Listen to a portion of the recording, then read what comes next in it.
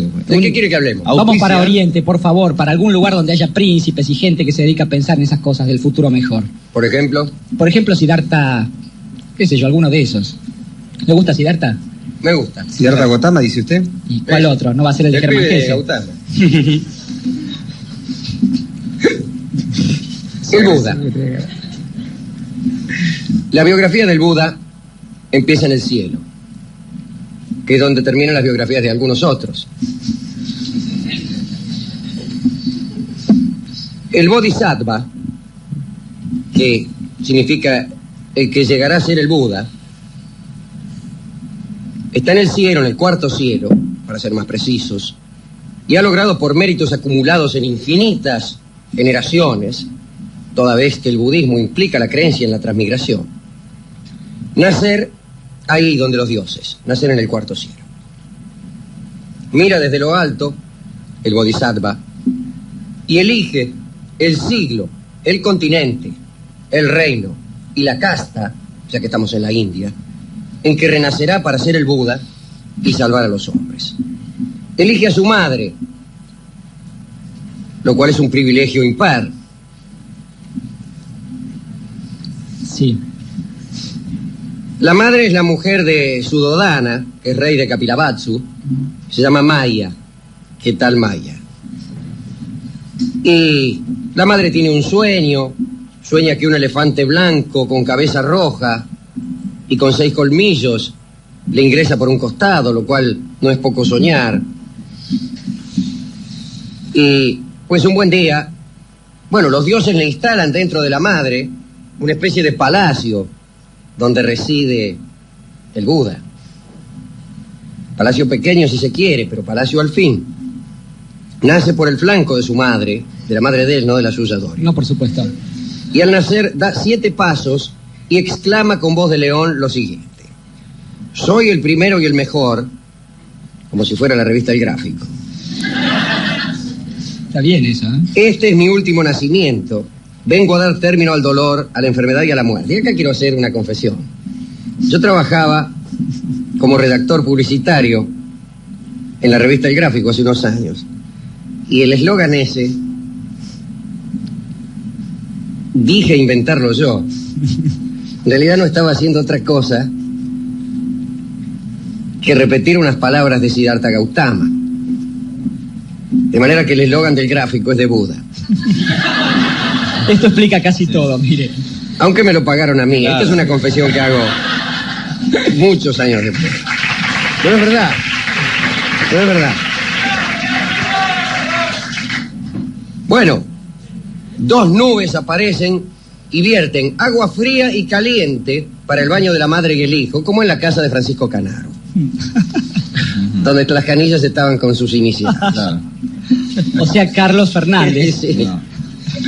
Los ciegos ven, los sordos oyen, los lisiados caminan, los instrumentos tocan solos, los dioses cantan y bailan, los réprobos en el infierno olvidan su pena en ese momento extraordinario de la historia en que nace el Buda.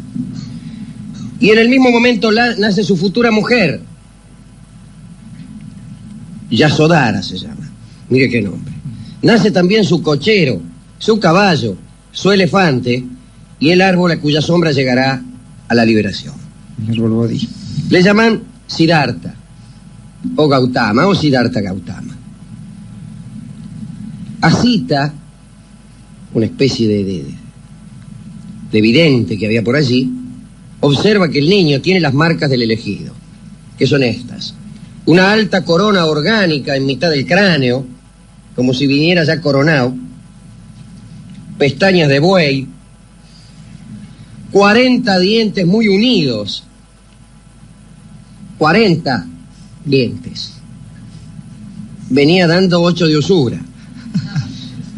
Quijada de león, altura igual a los brazos abiertos extendidos, color doradillo, membranas interdigitales. Como las patas, dice Repito, usted. membranas interdigitales, por lo cual este movimiento le resultaba, contrariamente a lo que se supone, Claro. muy dificultoso. Estoy cruzando las manos, señores oyentes. Y tenía 100 formas dibujadas en la planta del pie. Entre estas formas figuraban el tigre, el elefante, la flor de loto, el monte Merú, de que hablamos alguna vez, esa enorme montaña que está en el centro del universo, la rueda, la esvástica. Y los hechiceros profetizaron que el hijo de Sudodana sería o un gran rey o el redentor del mundo. Su padre, al enterarse de esta profecía, eligió: bueno, prefiero que sea un gran rey, dijo el viejo. Y, o mejor dicho, hizo levantar 3 palacios para Siddhartha, de los que excluyó todo lo que pudiera revelarle la caducidad o la muerte. Todo aquello que pudiera revelarle al chico la existencia de la muerte o de la caducidad, vamos, el paso del tiempo que hace envilecer y envejecer a las cosas, afuera del palacio. El príncipe vivió ahí muchos años de ilusoria felicidad, dice el texto, que se llama Lalita Binsara, en homenaje a nuestra productora María Laura Frank. Como su nombre lo indica. Y se casó a los 19 el príncipe Siddhartha. Antes venció en unos certámenes que incluían la caligrafía, mire, no un campeonato de caligrafía, la botánica, no sé cómo sería un campeonato de botánica, sería un campeonato de sabiduría o un campeonato de a ver quién hace germinar primero el poroto. ¿Quién lleva la rama más grande? Sí. También incluía la gramática, la lucha, la carrera, el salto y la natación. En la prueba de arco se trataba de saber quién mandaba la flecha más lejos, y se cuenta que la flecha de Siddhartha, al caer, abrió una fuente. Fuente cuya búsqueda es un dato central de Kim de la India, el libro de Rudyard Kipling. Transcurren 10 años de felicidad, el tipo con la germu, pero además tenía un harem con 84.000 minas. Ajá. Esto explica los 10 años, naturalmente, ¿no? Repito, 84.000 minas. Bueno. Casi como nosotros, Alejandro.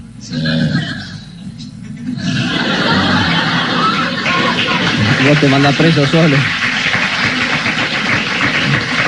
Yo te he visto arrastrarte por cada Lorenzo, hermano. Andaba con el dedo así y se le han parado varios. Una mañana sale en su coche y ve un hombre con el pelo blanco, no era Castelo, encorvado y lleno de arrugas, y pregunta: ¿qué es que sé? Ajá. Estoy usando la traducción francesa de Lalita Binsara. Sí. Y el cochero le dice: ese es un jovato. Dice, porque el cochero era de Valentín Alsina.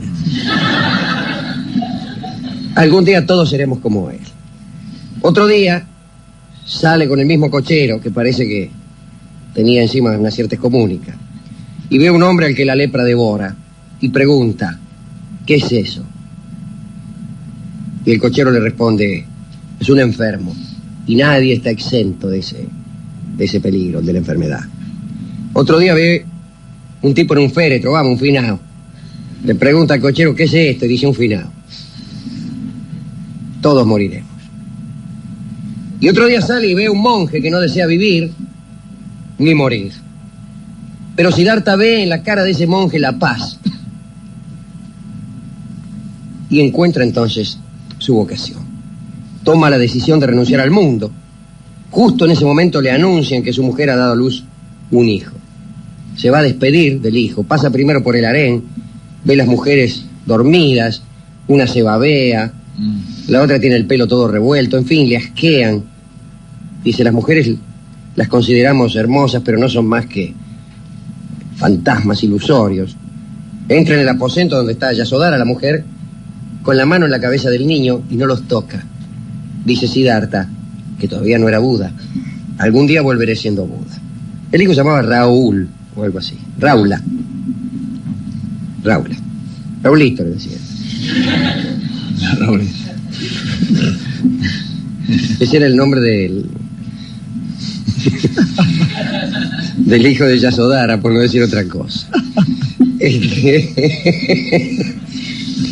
Después, bueno, se va el tipo. Digo yo, Sí, se va, está bien. Se va. Y vienen, contaré algunas historias. Los 6 años de mortificación y ayuno, no 6 días, 6 años. No cambia de lugar cuando cae sobre él la lluvia o el sol. Los dioses incluso llegan a creer que ha muerto. Se hace samana, ¿no? Lo que dicen en la India. Claro. Un samana. Pero por ahí entiende que esto es inútil. Se levanta, se baña en el río, rápidamente recupera su tonicidad.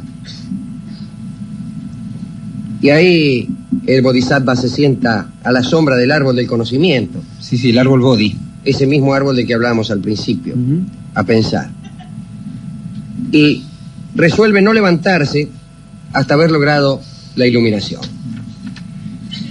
Pero se le presenta Mara, El tentador. el tentador, el dios del amor, del pecado y de la muerte, y lo ataca. La batalla dura una parte de la noche. Mara, que ha tenido un sueño en donde ya se la veía venir, congrega un ejército de demonios, tigres, leones, panteras, gigantes, serpientes, bichos. Cabalga un elefante que mide 150 millas de alzada. Eso se llama cabalgar. Asume él mismo un cuerpo con 500 cabezas, 500 lenguas de fuego, una por cabeza, y 1000 brazos, cada uno de ellos con un arma diferente. Pero Siddhartha, con la fuerza del amor, convierte las montañas de fuego que le arroja Mara en palacios de flores. Mara, vencido, resuelve ordenar a sus hijas que lo tienten a Siddhartha. Pero no lo consigue. Siddhartha les recuerda, señalándolas con este dedo, que son ilusorias e irreales. Y después viene cuando, en una noche de larga meditación, Siddhartha descubre las 4 verdades, las 4 grandes verdades. Ve de un solo golpe de pupila todas sus anteriores encarnaciones y ve el futuro y el pasado y alcanza las 4 verdades y se convierte ya en Buda. Vuelve incluso a Kapilavastu, a la casa del Jovaino. Ahí convierte a su hijo Raula.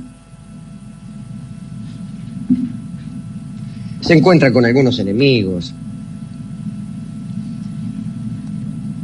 Y se le vuelve, baja Brahma y le pide que empiece a predicar. Predica en Benares, que es el ombligo del mundo. Empieza a ser adeptos. Hay algunas historias de las que haremos gracia, desde luego. Pero un día se le vuelve a presentar Mara, el tentador. Y le aconseja que abandone esta vida. Y el Buda le responde que ha resuelto morir al cabo de 3 meses. Y dice, mira, dentro de 3 meses agarro y me muero. En esos 3 meses, que los aprovecha bien, sube al cielo, baja al infierno, hace allí prosélitos, encomienda la conservación de su ley. Todos le piden que, todos los hombres, todas las bestias, los animales y hasta las cosas inanimadas, le piden que dilate su muerte. Y Buda responde que la fugacidad es ley de todos los seres. Kunda, el hijo de un herrero, le ofrece un cacho de carne chancho, dicen algunos, o trufas otros. No hay acuerdo entre los historiadores. Y parece que la carne de chancho estaba fulera, se empacha, se baña, bebe agua y se tiende bajo unos árboles para morir. Los árboles florecen de golpe y muere. Muere acostado sobre el flanco derecho, la cabeza al norte, la cara al poniente. Entra en éxtasis y en éxtasis muere. Y muere entre sus discípulos como Sócrates. Y muere al anochecer, que según dicen es la hora en que morir es más fácil. Lo velan y al 7º día colocan su cuerpo en la pira. Tratan 4 y 8 y 16 personas de encender la pira, pero la pira no arde, hasta que una llama sale del corazón de Buda y enciende la pira. Hemos pasado como un rayo por la vida de Siddhartha Gautama. no inocente de milagros. Algunos hasta milagros de cortesía. Pero también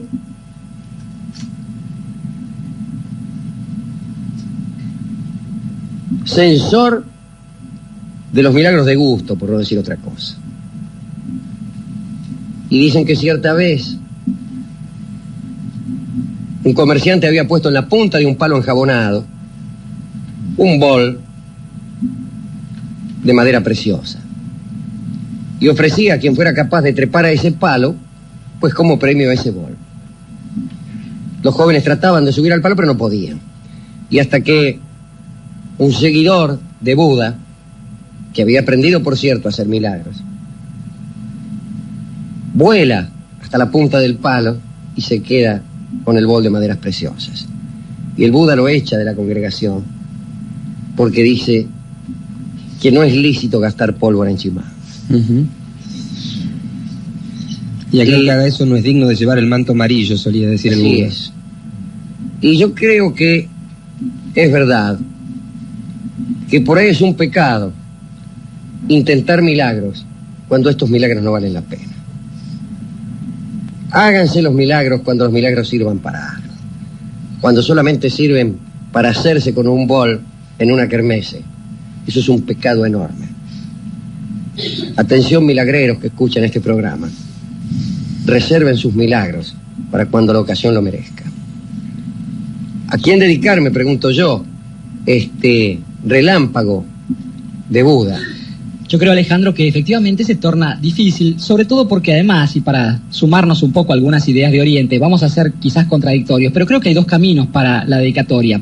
Pienso en un amigo de este programa, el fulano Thomas Carlyle, que hablaba de ciertos hombres que aun cuando ya estuviesen inventados todos los dioses, ya hubiesen pasado por la tierra todos los poetas, hubiesen hecho sus hazañas los grandes generales, él hablaba de esos hombres que de todos modos deciden tener un destino singular y torcer el rumbo de la historia. Los héroes, a ellos dedicó Carlyle uno de sus libros que también es numen de este programa. Héroes como el Buda, como el Cristo, como Dante, como tantos otros, como incluso una persona muy desprestigiada en estos días como es Napoleón Bonaparte. Y por otro lado pensaba en gente asimilable a esta historia, gente que pertenece a un destino. Hay una milonga surera que cuenta que una de estas personas, ya que llovía en el pago donde él trabajaba, no podía dedicarse a trabajar justamente, come una bizcacha sin sal, y mientras llueve y trata de encender un cigarrillo, se queda chiflando para no pensar. Cierta gente que asumió un lugar parecido a este tipo de filosofías y que lo vivió aquí. Hablo, por supuesto, de esa especie casi en vías de desaparición que son los gauchos y de sus mujeres las chinas, recordando además otra cosa, que una comunidad como esta que nos ha tocado debe estar unida, una comunidad y no una organización, como los granos del maíz, como los granos de la mazorca. Entonces, para toda esa gente que ha juntado esas dos vertientes tratando de construir un destino diverso, esta historia. China de la mazorca, para todos los seguidores de Buda y para todos los que hacen milagros que valen la pena.